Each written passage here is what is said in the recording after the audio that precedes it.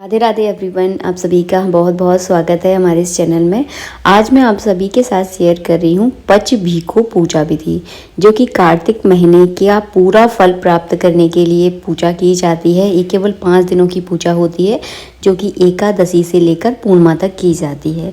तो सुबह के बज रहे हैं, अभी 5 बजे का समय था, तो मैं थोड़ा रुक कर आपको वीडियो बनाकर दिखाऊंगी, क्योंकि अंधेरे में आपको शायद कुछ समझ में ना आ पाए। इसीलिए जो है ना, मैंने थोड़ा लेट आप लोगों के लिए वीडियो बनाया है। लेकिन आप थोड़ा जल्दी उठकर इस पूजा को करें तो आपको जो है ना एक अच्छा रिजल्ट जो है ना अपने जीवन में देखने के लिए मिलेगा। यहाँ पे सबसे पहले मैंने यहाँ पे घी का दीपक जो है ना प्रज्वलित कर लिया है। आप चाहें तो तिली के तेल का भी प्रयोग कर सकती है, अगर आपके पास घी पर्याप्त नहीं है। इसके बाद जो है ना मैंने एक प्लेट ले ली है।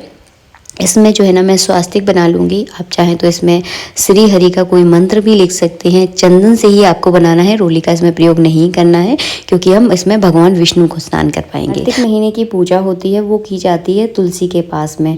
तो ये पूजा आपको तुलसी के वृक्ष के नीचे ही करनी है, इस बात का आप विशेष ध्यान रखें। तो हमारी तुलसी मैया सामने विराजमान है। अगर आपके पास लाल कलर का गेरुआ है तो आप तुलसी मैया को अच्छे से रंग भी सकते हैं। मैंने तो यहाँ पे चुन्नी उड़ा कर रखी है, इसलिए आपको थोड़ा सा नहीं समझ में आएगा। अगर हो सके तो लाल गेरुआ से उस जगह को आप ज़रूर लीपें, क्योंकि कार्तिक के महीने में लाल कलर के गेरुआ का विशेष प्रयोग किया जाता है। इसके बाद जो है ना हम यहाँ पे स्नान करा रहे हैं। मैंने यहाँ पे हल्के गुनगुने पानी से अपने गोपाल जी को स्नान करा दिया है। अगर आपके पास भगवान विष्णु की कोई मूर्ति नहीं है तो आप जो है ना यहाँ पे भगवान की तस्वीर भी रख सकते हैं।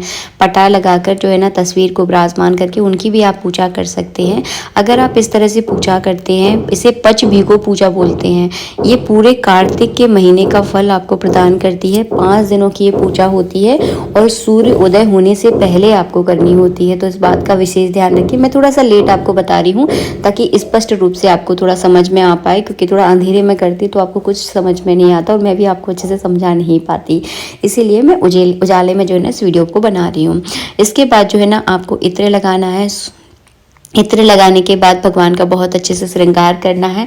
अब मैं आपको पच भीखो पूजा का रूटीन बताने वाली हूँ कि किस तरह से आपको पूजा करनी है। आपको कम से कम 5 बजे सुबह जल्दी उठना है। इसके बाद आपको अपने दरवाजे की दहली को लाल गेरुआ या हल्दी से लीपना है। इसके बाद आप नहाने चले जाएं। नहाकर आने के बाद अपने दरवाजे के दोनों तरफ आपको दीपक रखना है, और दीपक रखने के पश्चात जो है ना आपको इस तरह से ठाकुर जी की पूजा करनी है। तो अगर आप इस तरह से पूजा करते हैं तो आपको अनंत गुना फल जो है ना मिलता है। और कार्तिक का महीना भगवान विष्णु का महीना है, तो अगर आपकी कोई विशेष मनोकामना है तो इन 5 दिनों आप भगवान विष्णु की पूजा ज़रूर करें, जैसे मैं आपको बता रही हूँ। मैंने आपको बोलकर बता दिया है, क्योंकि अगर रूटीन का अगर वीडियो बनाऊंगी तो थोड़ा सा आप लोगों के लिए लेट हो जाएगा। आप द्वादशी से भी इस पूजा को प्रारंभ कर सकते हैं। अगर एकादशी से ना कर पाएँ किसी कारणवश तो आप द्वादशी से कर दीजिए, तब भी आपका हो जाएगा। इसके बाद मैंने यहाँ पे ठाकुर जी को स्नान करवाया है, उन्हें बढ़िया से सुंदर वस्त्र पहना दिए हैं। अगर आप किसी कारणवश अगर सुबह जल्दी उठकर अगर पूजा नहीं कर पा रहे हैं तो कोई दिक्कत नहीं है, आप इस पूजा को 7 बजे तक भी कर सकते हैं। लेकिन अगर आप 7 बजे तक करेंगे तो जो सूर्य जो है ना उदय हो जाएगा, तो उस समय आप दीपदान नहीं कर पाएंगे।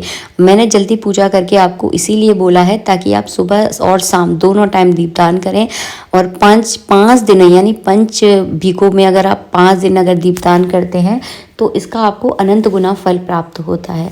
बहुत जल्दी मैं आपको दिखाऊंगी कि 365 बाती का दीपदान भी कैसे किया जाता है। देखिए, ये सारी चीज़ें तो आजकल यूट्यूब पर चल गई हैं कि 365 बाती बना दीजिए, फलाना बना दीजिए, दिखाना बना दीजिए। मैं आपसे कहती हूँ, रोज़ अगर आप 5 दीपक भी दान करते हैं ना तो उसका अनंत गुना फल प्राप्त होता है। लेकिन लोगों को क्या है, मैं सच बताऊँ क्या चाहिए, मतलब हथेली पे आम चाहिए, तो वो कभी नहीं उगते हैं, किसी के साथ भी नहीं उगेंगे। ना मेरे हथेली पर आम उगेंगे ना आपके पर। आप लोग बहुत समझदार हो, इस चीज़ को समझो। रोज आप केवल 5 दीपक दान करो और मन से करो, और वो 5 दीपक जो है ना आपके 365 दीपक के बराबर होंगे। हमने तो 365 बाती इसीलिए बनाकर दिखानी पड़ रही है मुझे, ताकि आप लोग को चाहिए होती है वो चीज़, इसीलिए बनाकर दिखा रही हूँ।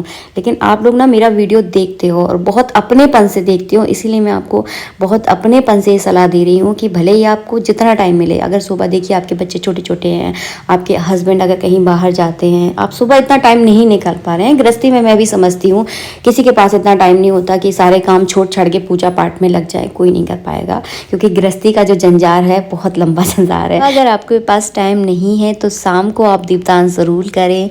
7 दीपक से लेकर आप 108 दीपकों तक जो है ना दान कर सकते हैं। और कहा भी गया है कि दीपक की रोशनी जितनी दूर तक जाती है उतनी ही यश और कीर्ति आपको मिलती है अपने जीवन में। अब मैंने 100 बातों की एक बात आप लोगों के साथ शेयर कर दी है, तो ज़्यादा से ज़्यादा जो है ना इन 5 दिनों में आप शाम को सुबह जब आपके पास टाइम मिले, आप दोनों टाइम भी जो है ना दीपदान कर सकते हैं, लेकिन सूर्य उदय होने से पहले और सूर्य अस्त होने के बाद आपको दीपदान करना है। इसके बाद मैं आपको दिखा रही हूँ तुलसी पूजा। तो तुलसी में मैंने 1 लोटा जल डाला है। कुछ कि तुलसी को जो है ना एकादशी के दिन जल नहीं दिया जाता, मुझे तो केवल इतना पता है कि एकादशी के दिन तुलसी तोड़ी नहीं जाती। बाकी पूजा पाठ जो है ना मैं प्रॉपर तरीके से करती हूँ, जैसे मैं शुरू से करती आई हूँ। और मन गढ़ंत बातों पर आप थोड़ा सा कम ध्यान दीजिए, जितना सुनोगे उतना ही भयभीत होगे, इस चीज़ का आप थोड़ा ध्यान रखिएगा।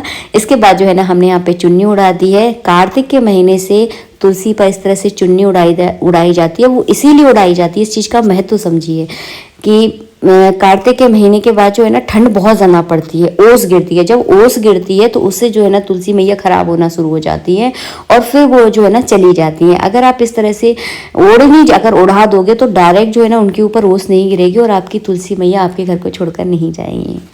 इसके बाद जो है ना सुबह सुबह बेटे के लिए नाश्ता बनाया था, उसी नाश्ते का मैंने यहाँ पे भोग लगा दिया है। भोग लगाने के बाद मैं जल का आचमन कर दूंगी। कार्तिक महीने की अगर कथा आती है तो यही तुलसी के वृक्ष के नीचे बैठकर आप जो है ना कार्तिक की कथा पढ़ लें। नहीं आती तो कोई दिक्कत नहीं है, आप बढ़िया सा कोई भजन भी कर सकते हैं, क्योंकि पूजा पाठ जो है ना मन और भाव से होती है। जितना मन और भाव से करेंगे उतना ही उसका बहुत अच्छा फल मिलेगा। दिखावा नहीं करना है, मन से करना है। इसके बाद जो भगवान का जो स्नान का जल था, मेरे पास हमने एक क्रिसमस ट्री लगा हुआ है, उसी में मैंने डाल दिया है।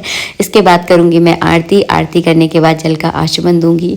और इस तरह से सिंपल सरल तरीके से अगर आप पूजा करते हैं तो यकीन मानिए कार्तिक के पूरे महीने का फल आपको ज़रूर प्राप्त होगा और मन मांगी मुरादें जो है ना आपकी पूरी होती हैं। और इसके बाद अपने ठाकुर जी को यहीं ना छोड़ जाएं, क्योंकि ठाकुर जी को अपने यथा स्थान पर विराजमान करना है, क्योंकि कार्तिक के महीने की पूजा तुलसी के वृक्ष के नीचे की जाती है, वो हमने कर ली है। तो चलिए अपने ठाकुर जी को जो है ना हम करेंगे मंदिर में विराजमान। चलिए मंदिर में लेकर चलते हैं अपने ठाकुर जी को। और हमारे ठाकुर जी का जो मुकुट है ना, ये मुकुट जो है ना मुझे द्वारकाधीश की याद दिलाता है। बहुत प्यारा मुकुट लगता है ये ठाकुर जी का। और हमारे ठाकुर जी आज बहुत प्यारे से लग रहे हैं, लेकिन बस मैं इनका पास से वीडियो नहीं बना पाई, नहीं तो मैं आपको पास से ज़रूर दिखाती हूँ। आज के लिए इतना ही, नेक्स्ट वीडियो में मिलेंगे। और अगर आपको मेरी बात का कोई थोड़ा सा भी बुरा लगा हो तो कृपया करके मुझे क्षमा करें। जो मेरे मन में होता है वो मैं आपको ईमानदारी से कह देती हूँ। जय श्री राधे मित्रों, राधे राधे।